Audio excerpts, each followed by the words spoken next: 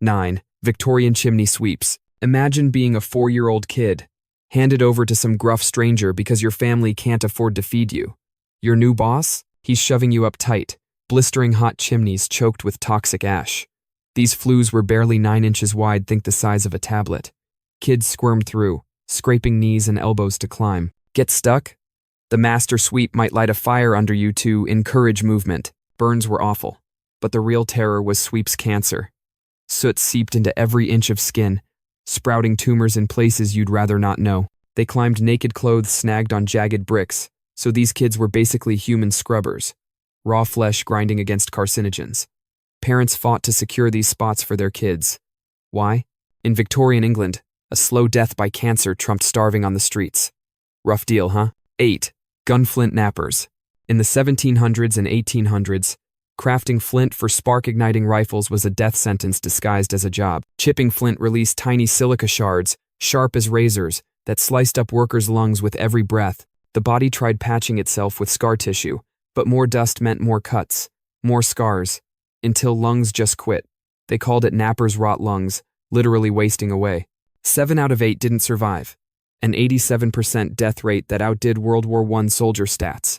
The dust was invisible unless sunlight hit the workshop just right, revealing sparkly clouds of doom, like some lethal fairy dust. Kids as young as 12 started, and by their late 30 seconds, most were gone or struggling to breathe. They kept at it for the solid pay families had to eat, after all. Ever feel your job's killing you? These folks meant it. 7. Steeplejacks. Picture scaling a 400-foot chimney taller than the Statue of Liberty, with nothing but a rope and your nerve. No harness, no backup. Steeplejacks in the 1800s were the ultimate daredevils, fixing towering spires and stacks. 1 in 3 didn't make it through their career.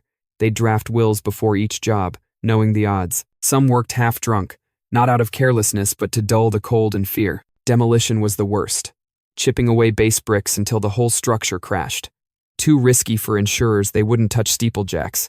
One wrong move, and you're a memory. Heights freak you out? This was next level. 6. Railroad brakemen. Wind screaming, rain slicking metal like ice, you're sprinting across a moving train's rooftops, twisting brake wheels by hand. Slip, and you're tumbling between cars to your end. That was the 1800s brakemen's daily grind, not a stunt, just a job thousands did, with 1 in 5 dying. The engineer's whistle meant go, dash car to car, cranking brakes to slow the train. Miss one, and the whole thing could derail. Coupling cars was worse standing between massive wagons, timing a heavy pin drop to link them. Mistime it, and tons of steel crush you. Many pinned their names to their shirts for body ID later. Safer gear didn't come until 1893. Until then, it was a gamble for every shift. Ever run late for work? These guys ran for their lives. 5. Matchstick makers. Ever imagine your jaw glowing like a Halloween prop? For 1800s matchstick workers, white phosphorus made that real. This toxic, flammable stuff ate away jawbones like rust on old pipes. It started with toothaches, then teeth dropping out, followed by bones rotting alive. Docs called it phossy jaw. Faces caved in, reeking like spoiled meat in July. Companies knew but chose cheap poison over safe materials to save a few cents. Workers' jaws lit up at night, bright enough to read by their own decay. Fix? Carve out the jaw, often with no real anesthesia. All because factory bosses pinched pennies. Next time you light a match, maybe say a quick thanks it's not glowing back. 4. Mule scavengers. 4-year-olds dodging massive thread-spinning machines that could flatten them in a second. These Industrial Revolution kids crawled under spinning mules to grab stray cotton. Factory bosses wouldn't pause the gears, production trumped lives. The machines rocked back and forth like metal waves. Kids had 20 seconds to dart in, snatch fluff, and scramble out before the reverse cycle crushed them. Only small bodies fit those tight spaces. They worked 14 to 16-hour shifts in dusty, dim mills, playing a deadly timing game. One inspector found half a kid under a machine. Owners shrugged, calling the children nimble. They didn't mention the ones who weren't. Kids at work today might skip a chore. This was life or death. 3. Mercury miners. Every breath in these damp, dark tunnels was poison. Miners heated cinnabar to pull mercury, releasing invisible vapors that slipped into their systems. First, hands shook uncontrollably. Then, teeth fell out. Worse, minds unraveled. Confusion, rage, hallucinations took over.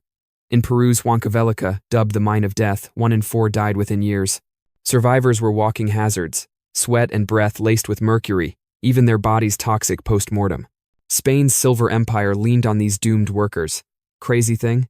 Illegal mercury mines still run in places like Indonesia and Peru. Breathing in your job's bad air is one thing these guys inhaled their demise. 2. Oil well shooters. Picture hauling nitroglycerin enough to level a town over rutted dirt roads. One bad bump, and you're gone in a flash. Early 1900s oil well shooters lowered this wildly unstable explosive into wells to crack open oil pockets, dangling it on a rope down dark shafts. Pay was stellar. $100 a day, think $3,000 now, but most didn't live to spend it. Careers averaged 3 years, ending in a blast that left scraps too small for a shoebox. They worked solo to avoid taking anyone else out. Ever stress about a deadline? These guys stressed about not exploding. 1. Shipbreakers. Dismantling giant ships, think skyscrapers tipped sideways with just torches and hands. Each vessel held steel for 50,000 cars, plus leftover fuel ready to ignite. Workers sliced metal, unaware if the next cut would hit a gas pocket and blow. They climbed oily beams without safety gear, one misstep meaning a multi-story drop onto